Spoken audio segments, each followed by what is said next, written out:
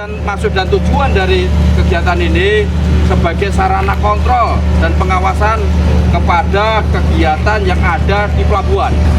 Semua kegiatan tanpa ada evaluasi tidak akan bisa berkembang, tidak akan bisa kita tahu apakah kegiatan itu sudah berjalan dengan baik atau tidak. Hal-hal mana yang perlu kita optimalkan, hal-hal mana yang perlu kita beri suatu penekanan ataupun melaksanakan peningkatannya.